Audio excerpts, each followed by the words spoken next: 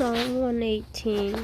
So, this first part sounds very similar to other parts a few chapters ago, where there's an exhortation to give thanks to the Lord, for He is good, His mercy is everlasting, and then it went on to tell how this person in distress called upon the Lord and the Lord answered.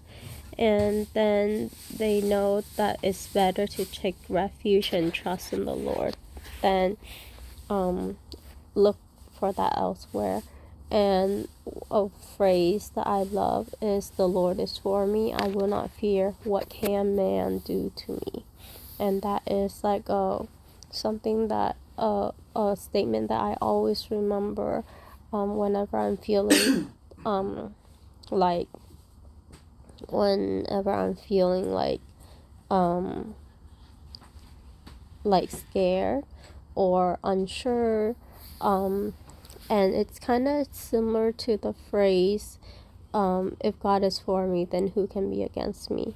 The thing is that my husband and I was talking about this, and some people maybe in a psychotic state, like, think about these and then they do things that are like unwarranted, like for example, like crazy things, thinking that, oh, if God is for them, then who can be against them?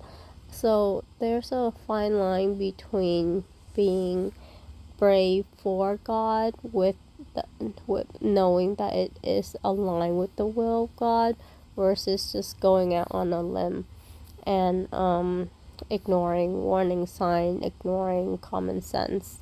That's not this, I don't think. And then he also said that all nations surrounded him, and that God,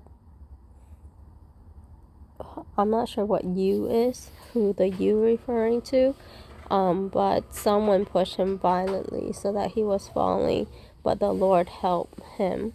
The Lord is his strength and song, and the Lord become his salvation. And in the name of the Lord, he then can fend them off. And then he's talk about hearing a joyful shout and the tent of the righteous. I guess if this is the case, maybe there's actually like a battle going on, because it sounds like it sounds very battle-like. And then the right hand of the Lord is exalted. The right hand of the Lord performed valiantly. The Lord has disciplined the psalmist severely, but he has not turned him over to death.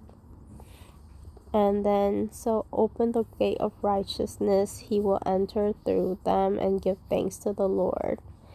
And he said that he will give thanks to the Lord, for God have answered him and have become his salvation. And I feel that way too, because the house, my pleas for the house are being answered. So I do feel like today is a day to give thanks. And then this is actually referring, in the New Testament, it was referred to as talking about Christ.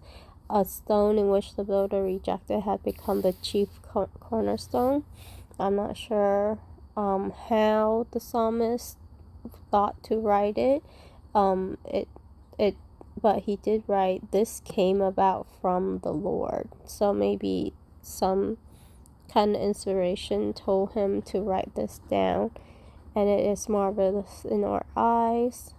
He then asked God to save him, and that